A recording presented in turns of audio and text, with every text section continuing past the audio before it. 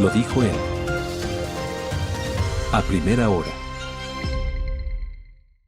Oye, José, está ya nuestro invitado en la antesala. Le vamos a dar paso a la sala de entrevistas virtual de A Primera Hora, espacio del portal Primera Plana y de Radio Armónica, que tiene un montón de retransmisiones. Dicen, no, dijeron las retransmisiones. Sí, también están Radio TV Online del Canal del Pueblo en Sevilla Don Bosco, Prensa C, Radio Volcán, Canal Star en Same, Tonchigo, en el sur de Esmeraldas, Radio Poder, con cobertura en Loja y cantores aledaños, y Radio La Voz de Riobamba, cobertura en Chimborazo, y Radio Romántica en Zamora, Chinchipe.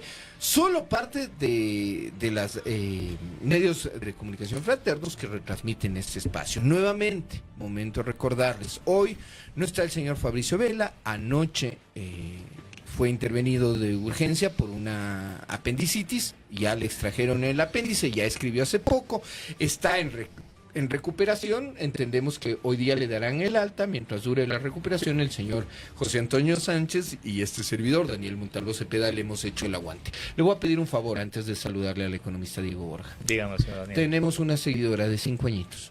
Ah, caramba. La Rafa. La más importante. Nos escriben que por favor hagamos barra para que se levante. Así ¿todavía está en la camita, doña Rafa? Así que, Rafa. Cuidado, te hacen un corte y después te lo viralizan, ¿no? No. Haciendo barra usted a Rafa. Rafa. No, es la pequeña Rafa. Por si acaso. Tranquilidad, mi pequeña, es mi pequeña Rafaelita, a la que le mando un con PH. ¿Ya? Perfecto. Esta vez de la mañana vamos a recibir a nuestro a nuestro segundo invitado, el doctor Diego Borja. Fue ex candidato a la vicepresidencia de la República, y vamos a tocar con él un tema súper importante. Varios gobiernos han prometido, han señalado combatir el crimen organizado y debilitar las economías criminales, pero ¿han atacado realmente las estructuras financieras o solo han atacado, digamos, la parte armada del problema? Doctor, buenos días, ¿cómo está? Buenos días. En primer lugar, un saludo cordial para ustedes, para toda la audiencia en el Ecuador y en todo el mundo. Y gracias por la invitación. La pregunta que usted hace es probablemente una de las preguntas más importantes que los ecuatorianos y los latinoamericanos tenemos que hacernos en estos momentos. Las economías criminales han crecido en general en el mundo, en la región latinoamericana, en el Ecuador. El problema es que en algunos países crecen con mucha más rapidez, contaminan con más amplitud el resto de la economía y generan efectos más perniciosos que en otras. En algunas son combatidas con mucha más eficiencia, con mucha más eficacia, con mucha más dureza, si usted quiere, en otras con menos. Y este equilibrio o desequilibrio que se va generando, por ejemplo, si algunos países tienen más éxito en la lucha contra las economías criminales, estas migran a otros países donde la institucionalidad es más porosa, es más débil, es más conniviente, más permisiva, y por tanto contaminan a estas economías más vulnerables en términos institucionales. El Ecuador es una de esas economías, y por eso hemos visto un crecimiento tan grande de lo que es la economía criminal, por un lado, que habría que diferenciarla de la economía ilícita, aunque es parte la economía ilícita de la economía criminal. La economía criminal se caracteriza por el uso sistemático de la violencia. La ilícita, digamos, básicamente se caracteriza por infringir la ley. Entonces son conceptos que hay que tenerlos claros, porque en el caso ecuatoriano lo que se ha ampliado es la economía criminal con síntomas de violencia muchísimo más dramáticos de lo que el Ecuador podría tener hace pocos años atrás. Doctor, ¿se conoce o se estima cuál o qué porcentaje del PIB podría estar siendo movido por las economías criminales, y si el país está preparado, o los países, digamos, de la región están preparados para asumir ese costo político? Porque, digamos, al enfrentar a la economía criminal, una economía que está quizás en el sistema financiero, quizás está en empresas, quizás está moviéndose por diferentes actividades legales, al retirar ese dinero, ¿podría eso impactar en la economía nacional? También es muy buena pregunta, porque sobre eso había ya un estudio del año 2022, si no me equivoco, en el cual se cuantificaba esto, ¿no? Y se hablaba de que hasta el año 2021 el nivel de lavado financiero, solamente lavado, ahí no estábamos hablando de toda la ampliación que tenía la economía criminal, solamente el lavado financiero bordeaba los 3.200 millones de dólares, que en esa época representaban alrededor del 3.2, del 3.5% del PIB, ¿no? Desde el año 2021 para acá, el crecimiento es gigantesco. Hacia el año 2024, que tengo datos para ese año, el porcentaje con respecto al Producto Interno Bruto de toda la economía criminal, no solo de lavado financiero, sino de toda la economía criminal, estaría entre el 16 y el 18%. Y para el año 2025 habría ascendido hasta entre el 21 y el 23%. Estamos hablando de unas cifras gigantescas y tiene que ver con actividades, como le decía hace un momento, ilícitas, directamente criminales, que van contaminando al resto de las economías que no son ilícitas, que no son criminales, que están en el lado de la formalidad, pero que por el vínculo que se da en la economía empiezan a ser también contaminadas con una serie de acciones normalmente vinculadas a la violencia, a la cooptación, a la presión, al chantaje, a lo que también se han denominado las vacunas, a modalidades diferentes de adscripción de economías que no son ni ilícitas ni criminales a la lógica general. ¿Por qué se da esto? Por esta porosidad, esta debilidad de la institucionalidad, por la falta del funcionamiento de instituciones regulatorias y también por una contaminación generalizada en el resto de la economía. Usted me pregunta si es que esto permea la economía. Lastimosamente no, porque cuando usted ve el crecimiento de ese ámbito denominado criminal o ilícito, es muchísimo más dinámico que el crecimiento general de la economía. Entonces, si es que hubiera, digamos, transferencias, si es que esos recursos que se generan... Estaríamos en el bollantes, dice. Estaríamos muchísimo más bollantes, muchísimo más estables. El problema es que como son economías de enclave, lo que sí se contamina es la violencia. Y por eso hay una correlación directa entre el aumento de la economía criminal y el aumento de la violencia. Diego, 7 de la mañana con 23 minutos. Daniel Montalvo te saluda, te da el buenos días. En diagnóstico, creo que varias personas han coincidido con lo que nos estás diciendo, varios analistas, varios expertos, pero te pregunto, ¿cuáles son las herramientas que el Estado y la sociedad cuenta y con qué, con qué uso y qué mantenimiento se le ha dado a estas entrevistas, a estas herramientas? Y es que yo voy a recordar una comparecencia del actual secretario de Transparencia, director de la UAFE, bueno, al menos 4 cargos, mantiene el doctor Julio José Neira, ¿no? En la Asamblea Nacional, él decía y reconocía que cuando él empezó en la UAFE, esta entidad, que es la encargada de hacer el seguimiento a las transferencias que resultan dudosas en el sistema financiero y un montón de funciones para controlar el lavado de activos, trabajaba con Excel. Es decir, que la base de datos no había sido actualizada. Las llevaban los funcionarios en este programa, digamos así, básico del paquete de Office, ¿no?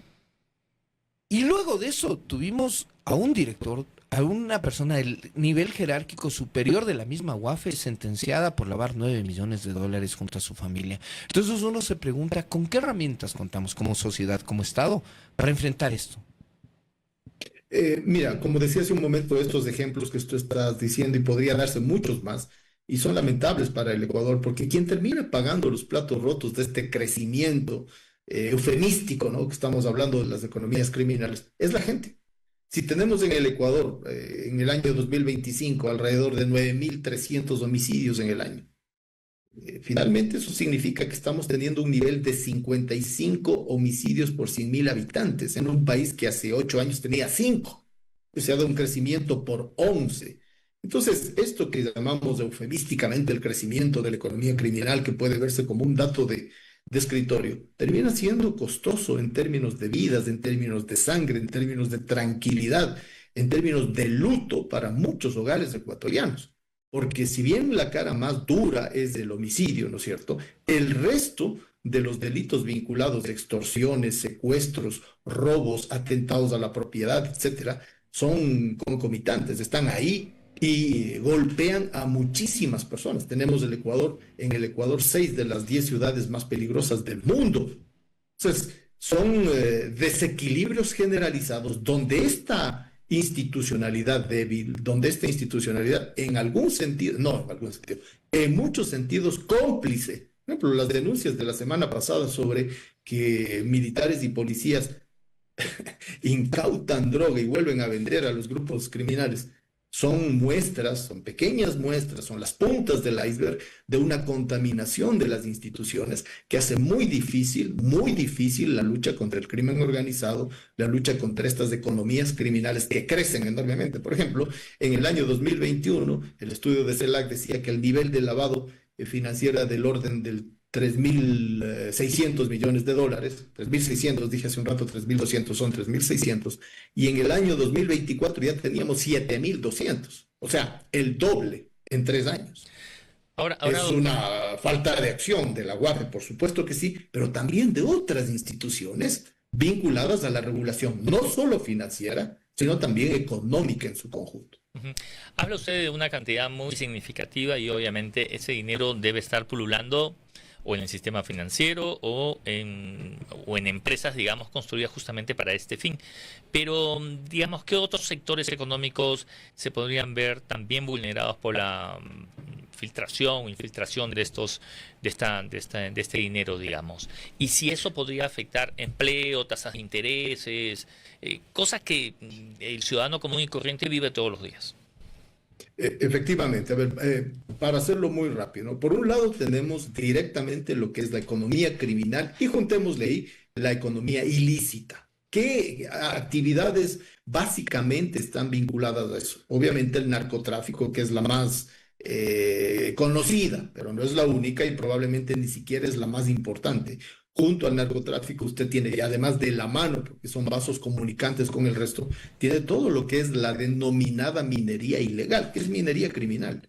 Es la extracción básicamente de oro, que además ha incrementado enormemente su peso en el conjunto de la economía criminal por volumen y por valor, porque además el valor del oro se ha apreciado mucho en los últimos meses. Entonces tiene el narcotráfico, la minería ilegal, tiene todo lo que es la explotación de recursos naturales de manera ilegal, la tala de bosques, la pesca ilegal, tiene un amplísimo espectro de lo que es la economía del comercio internacional ilegal, que no se declara, no es criminal en el sentido del uso de la violencia, pero es ilícita y es enorme en el peso. Tiene el tráfico de personas y el tráfico de migrantes, que son dos conceptos diferentes, porque en el tráfico de personas, digamos, no hay anuencia de la persona, en el de los migrantes sí, pero que tiene un componente de valor, de cantidad monetaria enorme. Tiene el tráfico de armas y tiene otros rubros cada vez más con más peso. Hay últimamente un informe que saca Inside Crime para la región, no solo para el Ecuador, donde habla del peso que van teniendo las criptomonedas en la economía criminal. Entonces, con todos estos elementos que están en ese ámbito de la economía criminal e ilícita, hay contaminación hacia la economía formal. ¿Hacia dónde? Hacia el sistema financiero, hacia el sistema productivo, hacia el sistema del comercio, tanto interno como del comercio internacional. Entonces, ¿dónde está la línea que divide el uno del otro? Cada vez se hace más tenue, se hace más fina, y entonces usted empieza a tener una contaminación del conjunto de la sociedad en ese concepto que el presidente colombiano Gustavo Petro en su libro hablaba de la sociedad traqueta, porque empieza junto a la economía a haber una lógica de la criminalidad, los ingresos rápidos que los jóvenes quieren, ¿no? Y por eso ese vínculo tan grande, el crédito, efectivamente, el crédito usurario. Justo una alerta, perdón Diego que te interrumpa. Voy a una alerta que hiciera la superintendencia de compañías, la superintendencia de bancos la semana pasada, ¿no? El organismo de control alertaba la existencia de más de 40, creo que es 46 el número preciso, de entidades que están otorgando créditos y están captando recursos sin la autorización del caso. Falta severidad en esto. Falta ser más allá del comunicado, faltan acciones, no sé, ahí sí aplicar el congelamiento de cuentas, todo esto que tiene ahora como herramientas el Estado para, por ejemplo, detener el avance de estos negocios. A ver, la respuesta es directamente sí, pero si es que nos quedamos solamente en decir que hay una falta de control, estamos siendo bastante débiles con el diagnóstico, porque es como que tú tuvieras una herida de machete y te quiere poner ahí un curita. Y es una cosa bastante más compleja que involucraría muchísimas otras instituciones que son, sin lugar a dudas, las de la regulación financiera, las de la regulación empresarial, el control impositivo, los propios bancos, pero también el resto de las instituciones que tienen que ver con la política social, con la política de crecimiento, con la política de seguridad. Si podríamos ponerle un nombre a esto, el fracaso de la lucha contra el crimen organizado y contra las economías criminales es evidente. Y al revés, el triunfo de estos ámbitos en el Ecuador, que se lo considera además un paraíso para el surgimiento y florecimiento de las economías criminales, es también evidente. Fracaso del Estado y de la sociedad y triunfo de las economías criminales. No solamente son pequeños controles, sino un conjunto de elementos de institucionalidad que no están presentes, y permítame solo con esto darle un concepto clave, que es la contaminación de las instituciones en el Ecuador por parte de la economía criminal y de los grupos criminales. Y sobre esa contaminación quería hablar. Hoy el país, por ejemplo, asiste al inicio del tramo final del juicio del presidente del Consejo de la Judicatura. ¿Cuál es el origen? Muchos dicen es la denuncia de Carlos Serrano, un juez anticorrupción. Pero un juez anticorrupción que se negó a aceptar los argumentos de la defensa de un narcotraficante que estaba siendo procesado por lavado de activos y que si no se le sentenciado por este cargo, el Estado habría tenido que devolver entre 9 y 11 millones de dólares. ¿No? Es eso lo que nos estamos refiriendo. ¿Podemos, la respuesta que me acabas de dar, aterrizar en esta realidad puntual, Diego, para entender? Claro, es que lastimosamente el aterrizaje que estamos haciendo es dramático en todos los ámbitos. Es dramático en el ámbito social por estos niveles de inseguridad que vivimos, que son vidas que se cobran todos los días en el Ecuador, esta lógica criminal que estamos viviendo.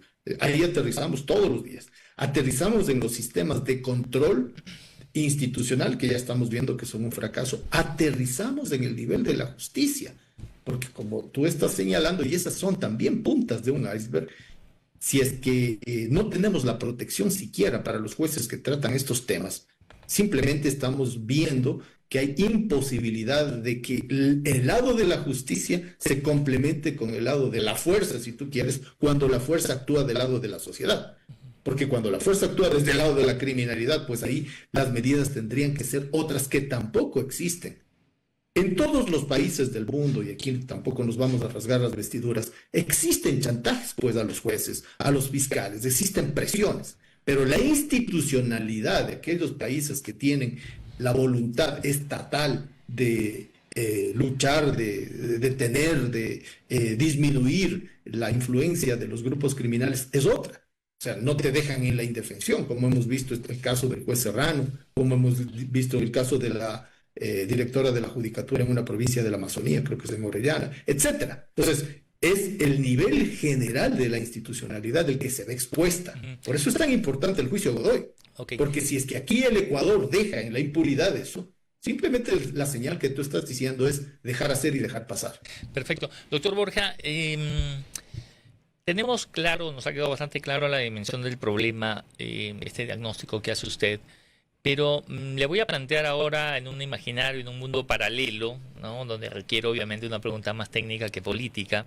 Si usted estaría en Carondelet, tuviese la posibilidad de asesorar a quien está o a quien esté en la presidencia de la República, ¿cuáles serían 3 medidas concretas, digamos, para poder debilitar las finanzas del crimen organizado?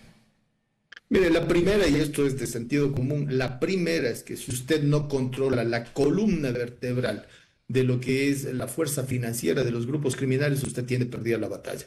Solamente con esta cifra. Si hablamos de 7.200 millones de dólares de lavado en el ámbito financiero, porque si a eso le sumamos lo que no entra en el sistema financiero y que circula en la economía, estamos hablando para el año 2024 de alrededor de 16.000 millones en conjunto, o sea, póngale 7.000 en el sector financiero y aproximadamente 9.000 más en el resto de la economía. Es decir, son cifras gigantescas, muy superiores a los presupuestos de seguridad de Fuerzas Armadas, de policía, etcétera. Entonces, primero, columna vertebral, que es el sistema financiero, la capacidad financiera de los grupos criminales. Segundo, inteligencia.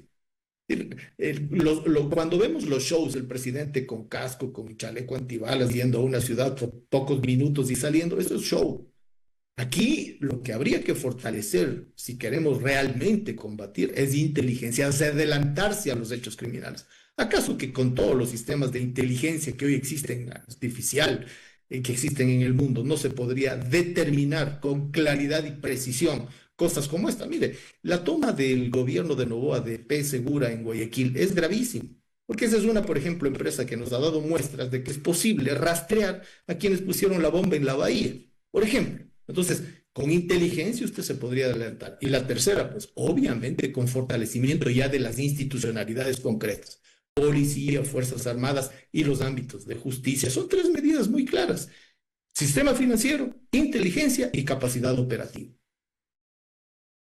7 de la mañana con 36 minutos. Quiero agradecer al economista Diego Borja, ex candidato a la vicepresidencia de la República y experto en materia financiera, ¿no? Incluso a nivel regional se diseñó un sistema de intercambio monetario que en su momento hay quienes decían, no, esto servía para facilitar el lavado, y otros decían, no, esto más bien le permite controlar. Sin duda, un tema que en su momento podemos ampliar. Diego, un abrazo, gracias por acompañarnos esta mañana en la primera hora. Buen día. Gracias a ustedes, un abrazo. Primera plana. Todas las noticias, todas las voces.